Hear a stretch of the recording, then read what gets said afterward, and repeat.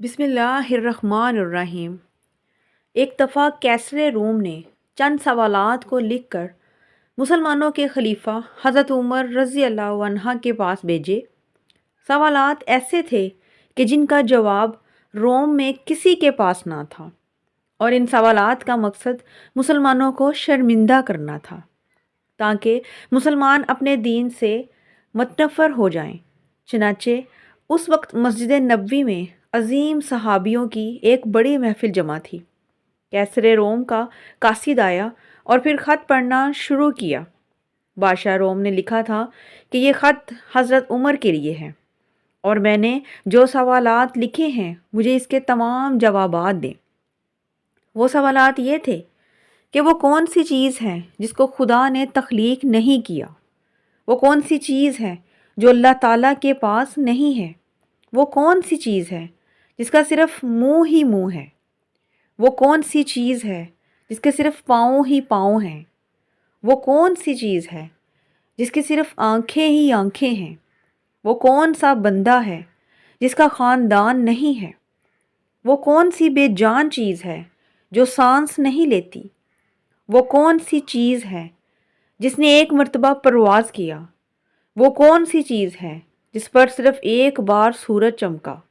وہ کون سا درخت ہے جس کے سائے کو تیز رفتار سوار 100 سال دوڑ کر بھی عبور نہیں کر سکتا؟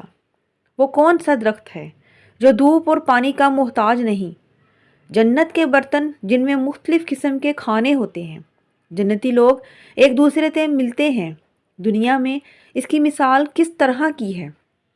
جنت کے سیب سے حوران برآمد ہوں گی، لیکن اس میں ذرا برابر کمی بھی واقع نہیں ہوتی۔ دنیا میں اس کی کیا مثال ہے؟ اور جنت کی چابیاں کہاں ہیں؟ حضرت عمر نے خط پڑھتے ہی فرمایا کہ اس کا جواب تو صرف برادر رسول صلی اللہ علیہ وآلہ وسلم اور باب العلم حضرت علی رضی اللہ عنہ ہی دے سکتے ہیں۔ چنانچہ خط ان کی طرف بڑھا دیا گیا۔ حضرت علی نے فرمایا، بسم اللہ الرحمن الرحیم، میں اپنے رب اور اپنے پیارے پیغمبر حضرت محمد صلی اللہ علیہ وآلہ وسلم کی برکت سے جواب دے رہا ہوں۔ وہ چیز جو مخلوق نہیں وہ خود خدا ہے، کہ جس کو اللہ نے پیدا ہی نہیں کیا، وہ چیز جس کا اللہ سے کوئی تعلق ہی نہیں۔ خدا واحد ہے، اس کا نہ تو کوئی اولاد ہے اور نہ اس کے ساتھ کوئی معبود ہے۔ وہ چیز جو اللہ کے پاس نہیں ہے وہ ظلم ہے، کیونکہ میرا خدا اپنے بندوں پر ظلم نہیں کرتا۔ وہ چیز جو صرف بال ہی بال ہیں وہ ہوا ہے۔ وہ چیز جس کے صرف پاؤں ہی پاؤں ہیں وہ پانی ہے۔ وہ چیز جس کی صرف آنکھیں ہی آنکھیں ہیں وہ سورج ہے۔ وہ شخص جس کا کوئی خاندان نہیں ہے، اور وہ ہے حضرت آدم علیہ السلام۔ وہ بے جان چیز جو سانس لیتی ہے وہ صبح ہے۔ کوہ طور پر ایک پرندہ ہے جس نے صرف ایک مرتبہ پرواز کیا ہے۔ دریائے نیل کی سرزمین پر سورج ایک بار چمکا ہے۔ وہ درخت جس کو میں اگر تیز رفتار بھی چلوں تو 100 سال تک بھی پار نہیں کر سکتا، اس جگہ پر حضرت موسیٰ علیہ السلام نے اپنا عصا مبارک مار کر رستہ بنایا تھا۔ وہ شجر طوبہ کا درخت ہے جس کی شاخ جنت کے ہر محل میں جاتی ہے۔ دنیا میں اس کی مثال سورج ہے، اور وہ درخت جو پانی کے بغیر اگایا گیا تھا یہ وہ ہے جو حضرت یونس کے لیے اگایا گیا تھا۔ اللہ پاک نے ارشاد فرمایا، ہم نے اپنے پیارے حبیب مصطفیٰ صلی اللہ علیہ وآلہ وسلم کے لیے کدو کی بیل اگائی۔ جنت کے برتن میں بے شمار قسم کے انعامات ہوں گے، وہ ایک دوسرے سے الگ الگ ہوں گے۔ اس کی مثال ہم دنیا میں مرغی کے انڈے سے لے سکتے ہیں، جس میں سفید اور زرد دونوں پانی شامل ہوتے ہیں، لیکن ایک دوسرے سے ملتے نہیں ہیں۔ جنت میں جو سیب عطا کیے جائیں گے اس سے حور برآمد ہوگی، اور اس کی مثال ایسے ہے جیسا کہ سیب سے کیڑا باہر نکلتا ہے لیکن اس میں کمی واقع نہیں ہوتی۔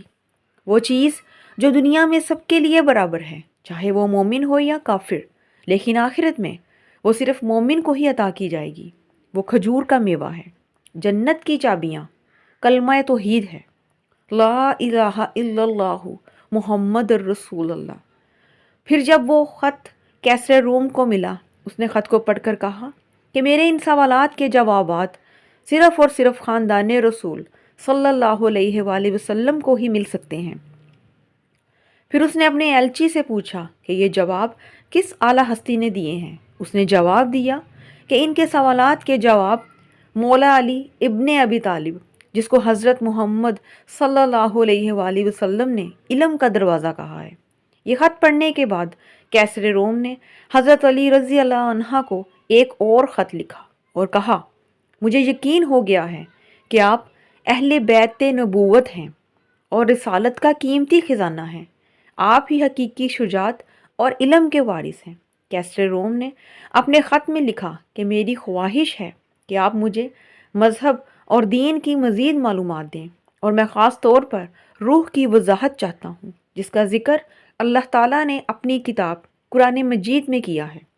یہ روح کیا چیز ہے؟ مولا علی نے جواباً خط میں لکھا کہ روح ایک نورانی نقطہ ہے اور ایک غیر مرئی مخلوق ہے جس کو اللہ تعالیٰ نے اپنی قدرت کاملہ سے پیدا فرمایا ہے اور اپنے خاص خزانے سے نکال کر اپنی ملکیت میں رکھا ہوا ہے، اور ہر ذی روح جاندار کے پاس ایک مقررہ وقت تک امانت ہے۔